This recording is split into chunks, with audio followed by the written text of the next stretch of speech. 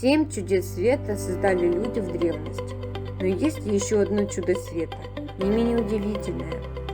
Чудо это всегда лежит под рукой, и как настоящий друг готов в любую минуту прийти на помощь, научить, посоветовать, рассказать. Это книги. Многие другие изобретения стали возможны именно благодаря книге. Если ты любишь читать, тебе наверняка очень интересно, как делают книги.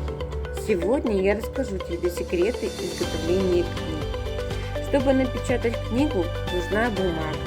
Впервые бумагу научились делать в Китае. Бумагу делают из дерева, и начинается история книги в лесу. Там рубят деревья и вывозят древесину на предприятия. Чаще всего для изготовления бумаги используют целлюлозу, которую получают из древесины ели, сосны, березы, хвои, каштана и другие.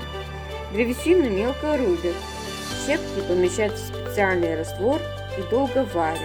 Образуется деревянная каша, из которой и делают бумагу.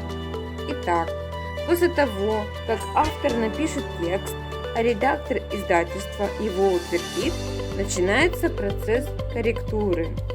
Произведение проверяется на наличие ошибок.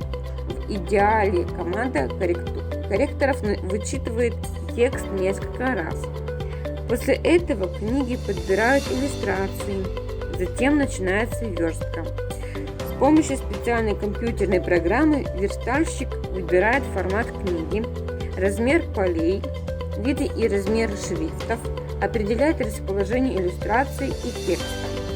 Следующий этап называется цветоотделением. Знаешь ли ты, что для того, чтобы напечатать обложку модного журнала, нужно всего 4 краски – голубая, розовая, желтая и черная. Поэтому сейчас дизайнер должен разделить все иллюстрации на 4 составляющие.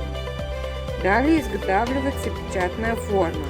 Цифровое изображение переносят на специальную пленку и проявляют. Самый ответственный этап – печать книги.